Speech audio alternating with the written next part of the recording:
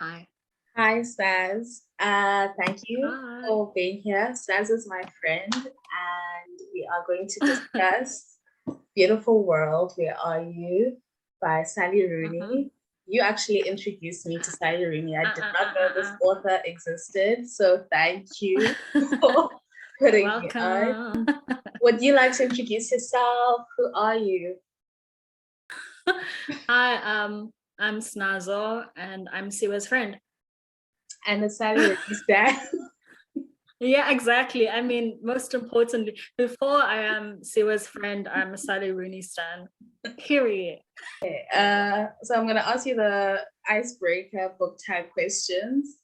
And the first one Okay. is, what's your favorite book? I actually I thought about this and I was like, I don't so like there's that meme about like we don't talk enough about like how depression causes memory loss. And I feel that way about like from like maybe from 15 to 24, like I don't remember anything. But a book that like whenever I think about this question, a book that always sort of like sticks out for me is The Witches by Roald Dahl. And I read it when I was like a kid. I must have been like 11 or 12 or something, like really young. And I just thought it was so fantastical. And I think the thing that's kind of really stuck with me all these years is the bond between the kid and the grandma. Like, I'm grandma's kid, so Yeah. any kind of literature that's like that is just gonna hit me really hard. So that's like I think maybe like a classic for me. But in recent years, I read Aqua Eki Emezi's book, Freshwater, and I don't know, man, like that book really hit me as well. Like, I just don't think it's like anything I've ever read. And I kind of just in how it validates kind of both worlds and sort of the I don't want to call it the supernatural realm, but like supernatural things do happen in that book. And it's things that I aren't explored a lot in books that really receive critical attention and acclaim in Western media. But yeah, and then to find out that book is like it's autofiction, right? It's like to some degree, and so I really that book is so the two books that are The Witches by Roald Dahl and Freshwater by Aqua Eke Emezi Right. for And now. for now.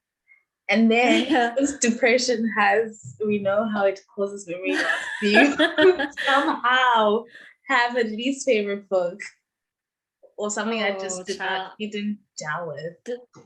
Didn't gel it. I'm trying to think. Like,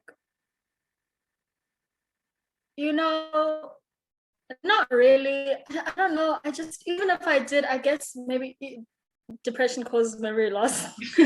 But like, yeah, like even if a book is not great, but I do remember reading a poetry collection a few years ago, and I was like, this is like I can't even remember what the poetry collection was called, but I was like, child, this is not good.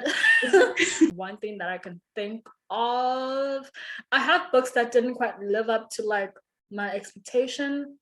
I wouldn't say that they're like terrible books. I just they weren't for me. So yeah. Okay. What's your favorite thing about reading? What do you look for in a book?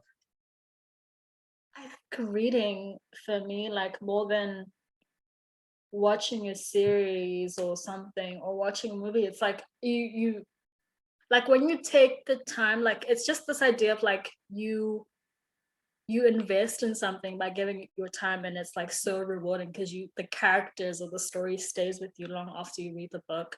I was like a kid that read a lot also, so it's just kind of habit. I can't really imagine myself not being constantly thinking about what to read or what people are talking about and stuff like that. So I guess it's what I like about reading is I can't really remember myself not being someone that read a lot. So I guess it's just I wouldn't say it's second nature, but it's something that I'm so used to at this point, and it just brings me a lot of joy. And misery and gets me in my feelings. And I also just respect the idea of someone sitting down and be like, I'm gonna write a book. Because that's, writing a book. Shoot, child, imagine. Yeah. And so kind of a little bit pretentious, I guess, but I have a lot of respect for that. The idea of, even if it's not something that I prefer, but I think that's awesome when people can do that. And then what I look for in a book, something with like heat, man. Like not even like romance, but just something like, I mean, I think of like Freshwater, and there's a part in that book where our protagonist Ada has this really kind of messed up but also really romantic love story with this guy, and the build up to like their domestication is so romantic and so beautiful. And I'm actually really looking forward to Akwa Eke's romance novel. I'm ready for that, because that part of the book is like one of the strongest things for me. So I'm looking forward to see how they explore that in like a full-length book. But so I mean, I say all that to say I do like a romance novel. I do like that. But I was watching, I don't know, like I was watching this YouTube, what's his name? But like he's like super famous on BookTube, and he was speaking about like some of his favorite books from 2021, and he was saying that he really likes a no plot, just vibes book. And I like that too. Like I'm not really big on plots, but I like characters. I like human, like what does this say about people? What does it say about society? And which is why Rooney is that girl for me, because I think she does that really well. Interrogates human nature and interrogates society. So yeah. True, I feel you. And I think a lot of literary fiction authors are doing that a lot, and I love it. It's like I'm here for it as well. Yeah. Like plot, just vibes. Just vibes, yeah. Your favorite book, film, or TV series adaptation? Damn. What's your favorite? Like what sticks out for you? At the moment, to be honest, the Underground Railroad, I didn't quite like. Because I thought about that. But the adaptation, as well as Normal People by Sally Rooney, that's one of, but I have a lot. But those two. It's a question. It's a big question. I thought about the Underground Railroad too, which I think is like, it's better than the book. And that's wild, right? Because that's, there's always kind of, and I mean with Normal People I really liked it too, but it's not better than the book. I'm afraid. This is so wild. Like my friend texted me on like this past weekend, and she was like, guess what I'm doing, girl? I'm watching Twilight, the movie.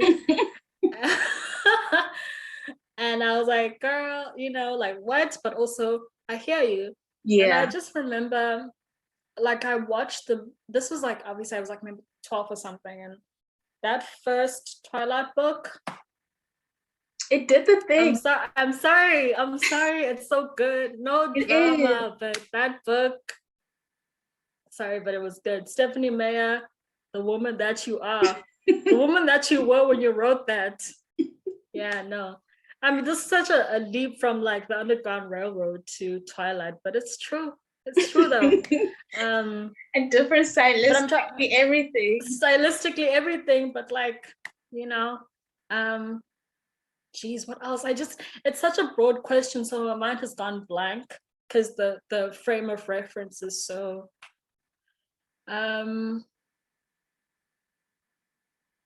yeah, those are like, that's Underground Railroad is like one that I'm like, yeah, let's just keep it there, because I could be like, let me think, and then 20 minutes have passed and I'm still thinking. So yeah, let's leave it there for now. Seeing we're going to discuss Sally Rooney, what's your favorite Rooney book? Damn. for sentimental reasons, because it's the first Rooney book that I was sort of introduced to. It has to be Normal People, but not. But but I think her best book is Conversations with Friends. Just because, like, that book, man, the way that it captures, like, the character of Frances is like, I don't know. I've just been thinking about her a lot. Like, not like I'm thinking about her a lot, but because I just finished reading this book, and because I was you had sent me these questions before, just sort of to get a feel of what this conversation would be like, and I was thinking about her and how different she is from the characters in the Sally Rooney literary universe, and that she is this character that is like she's kind of miserable, but some of that is self-imposed. And I think Rooney really captures that, like, unique brand of, like, selfishness and kind of like assholishness that really intelligent young people have. And like, yeah, like it's and I think the dialogue in that book, so good. I'm so rereading it, and like it's so nice to see all of the things that I missed, and like, yeah, because I agree with everything that you said about Frances as a character, and I think what I missed as well was the humor of the book that I found a lot in Beautiful World, Where Are You? And like, I missed it in like her other books, so it's like nice to be like, oh, I'm a bit kulile basically, and I can look back and think, oh, okay, here's what I missed. And I also think, like, well, I'm looking forward to how the TV adaptation for that is, because I think the dialogue is so much more, you know what I mean? And I think one of the sort of criticisms that were directed at the Normal People, the series, was that the dialogue was that, like, the viewers have to fill in the gaps a lot, and I think because the book itself takes place in the characters' heads, you know what I mean? And with this, it's like the book, and with Conversations with Friends, it's obviously, you know, the book is taking place in the characters' heads, but it's also, they're talking a lot. So it's there, it's on the page. So I'm interested to see, like, what changes will be made by, like, the writers, or like what additions will be made, and how the actors will interpret the dialogue. Conversation with Friends, but also Normal People is, she's that girl. Yeah, she is. Is she Pope? Actually, no, I'm lying. I'll reread it. I'll reread what are you it. doing? What's really going on for me? Sorry, friends. Oh my gosh. I think I'll reread it to gauge why, or like what was the thing. But I do love the cover. I love the cover, the book cover with the tin. There are two people in a tin, and it was designed with the right. Yes. Yeah. Oh, I mean, drawn, I guess. Yeah.